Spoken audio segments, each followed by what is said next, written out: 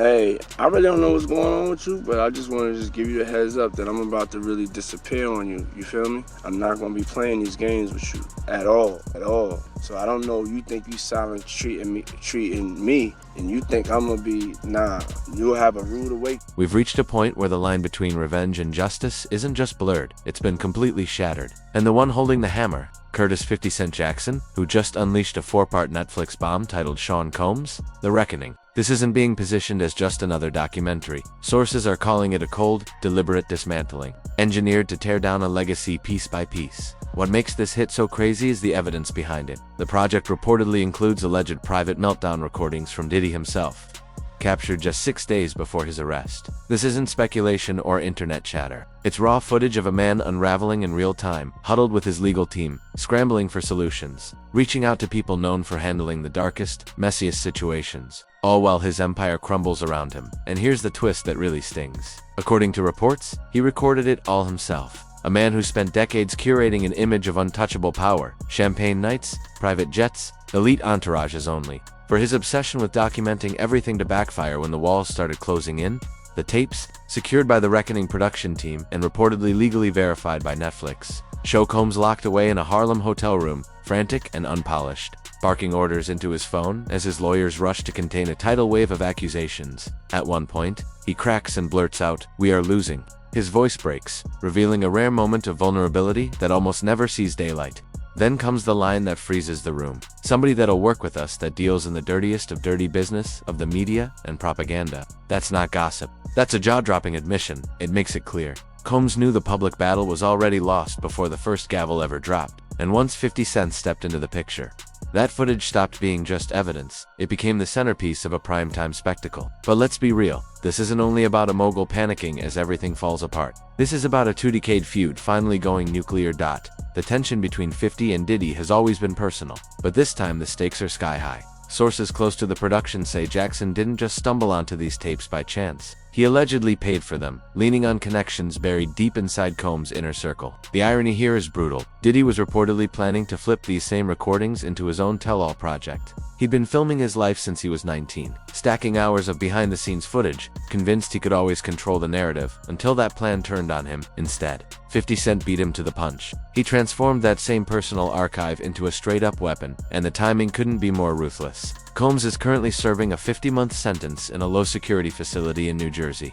with legal appeals still hanging in the balance. At the same time, dozens of accusers continue filing lawsuits, alleging patterns of coercion and long-term exploitation, piling pressure from every direction. And now, things get even messier. While Netflix insists this isn't a hit piece, Combs' legal team says the exact opposite. They've sent cease and desist letters accusing the streamer of using stolen material and crossing serious legal lines. Their claim, the footage including private conversations involving Combs' attorneys was never meant for the public and was allegedly obtained through questionable channels. A new Netflix docuseries about Sean Diddy Combs is making headlines for its never-before-seen footage of the music mogul in the days before his arrest. Now, Combs is threatening legal action against the streamer for airing the unauthorized footage. Behind the series is Combs' longtime rap rival 50 Cent and director Alexandria Stapleton. Netflix isn't backing down either. Director Alexandria Stapleton has gone on record saying the footage was obtained legally and that the production took deliberate steps to protect the identities of its sources. It's a hard stance, and right now, neither side looks ready to blink. But let's be honest, this isn't just about contracts, legal filings, or fine print. This is about optics, and the optics are vicious. The documentary doesn't simply revisit allegations, it frames them as part of a long-running pattern, a lifestyle rooted in power plays, control, and a belief that the rules never applied to him. And don't overlook the family angle. While Combs' twins and other relatives have publicly stood by him, showing up to court in what insiders described as a united front, the documentary has reportedly sent shockwaves straight through his inner circle, behind closed doors. The mood is anything but calm. There are persistent, though unconfirmed, whispers that his children were visibly shaken after seeing early cuts of the film, especially the segments showing his pre-arrest meltdowns. These are the same kids who, just months ago, delivered emotional statements to the judge asking for leniency, presenting a very different version of the man they knew. Now, they're reportedly forced to reconcile two versions of their father, the one they defended in court, and the one portrayed in The Reckoning, a man who, according to the footage, seemed more focused on controlling the narrative than confronting the consequences head-on. And the timing here, impossible to ignore. The release lands just as Combs' legal team gears up for an appeal, just as new civil lawsuits continue to surface. And right as public obsession with his downfall hits a boiling point, every move feels deliberate, every drop perfectly placed. But here's the question that refuses to fade. Is 50 Cent really doing this for the victims, like he claims? Or is this the final strike in a long simmering personal war? The two have never hidden their animosity, and this documentary has reignited serious debate about motive. Jackson has said that staying silent would make it seem like hip-hop condones the alleged behavior. Still, skeptics aren't buying it. Critics point to a long trail of bad blood that didn't start yesterday. From Diddy's infamous shopping spree comment at Chris Lighty's wedding, which 50 later described as a thinly veiled proposition, to revelations that Combs was allegedly involved with 50's former partner, Daphne Joy. Reports claim he even paid her a monthly stipend tied to his notorious private gatherings, throwing gasoline on an already raging fire. Then there's the leaked audio that stopped people cold. In it, Combs is allegedly heard berating Joy for ignoring him, warning her that payments would be cut if she didn't get back to work. The implications are heavy, and when you line that up with the timing of this documentary, dropping while Combs is locked up and unable to respond in real time, it all feels sharply, almost surgically calculated at the same time.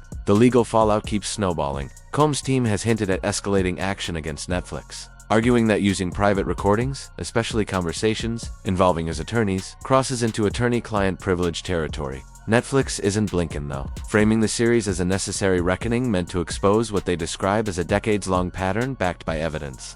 And it doesn't stop with the tapes. The series reportedly dives into everything from long-circulating claims tied to the 1996 Shocker homicide, where former associate Keefe D has alleged Combs offered a $1 million bounty to testimony from women like Joy Dickerson-Neal, who has said she was exploited and recorded without consent in the early 1990s. Each piece adds another layer to a story that just keeps getting darker. Then there's the money angle, and it's raising serious eyebrows. Insiders claim Combs was moving millions overseas in the days leading up to his arrest, a detail that, if proven, could resurface in ongoing RICO-related investigations. That alone is heavy. But the most chilling part of the reckoning isn't even what it shows. It's what it strongly suggests is still buried, because Combs was recording everything. So the real question becomes, what else is out there? The documentary hints at a massive vault of unreleased material, from infamous private gatherings to behind-the-scenes interactions with other figures who've since gone silent and created distance, and with 50 Cent now positioned as the architect behind this take, it's no longer just about what's being revealed. It's about what's being deliberately held back. Because if this is truly a reckoning, it's nowhere near finished. The first domino has already fallen. The tapes are public. The legal fights are heating up. And somewhere inside a prison cell, Sean Combs is reportedly watching his legacy crack in real time. One explosive frame after another. Now, pull the curtain back even further. Sources familiar with both camps say 50 Cent's documentary feels less like entertainment and more like a surgical strike. They insist this isn't only about exposing the truth, it's about settling a score that's deeply personal and carefully calculated. The meltdown tapes don't just look damaging. Critics say they carry 50's fingerprints all over them. This series doesn't simply air Diddy's dirty laundry. It pins it under a spotlight that refuses to shut off, weaponizing his own voice, his own panic, flipping private moments of desperation into public ammunition, and the timing. Impeccable. Combs is locked away, his legal team scrambling, his family stuck playing damage control while 50 Cent sits back and lets the footage speak for itself.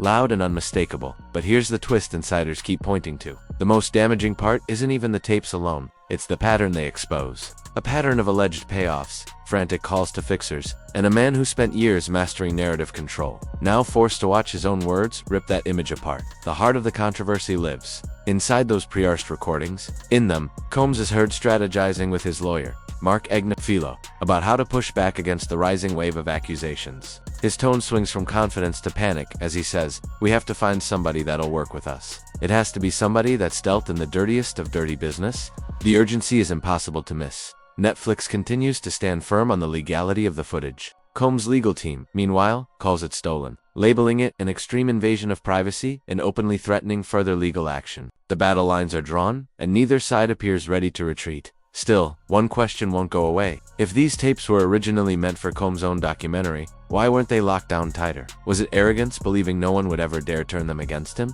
Or something darker? A belief that his influence still ran deep enough to bury anything truly damaging? Either way, the irony is ruthless. The man who built an empire on image control now has his most exposed moments streaming on Netflix, with 50 Cent sitting in the executive producer chair, quietly pulling the strings. This isn't just about embarrassment. It's about power and who gets to hold it when everything collapses. And then there's the money trail. adding another layer of tension. Rumors continue to swirl that Combs was shifting assets overseas in the days leading up to his arrest. The documentary hints at it, but stops short of laying everything out. If proven, those moves could tie directly into the wider RICO investigation that once threatened to take him down entirely. Remember, Combs was acquitted of racketeering charges, but prosecutors painted him as a kingpin-style figure. Does he know y'all have this in the doc? I would doubt he knows. So when this airs, that'll be the first time that his legal team, Diddy, that everybody knows that this footage is now seeing the light of day. Perhaps. What was he intending to use it for? I have no idea.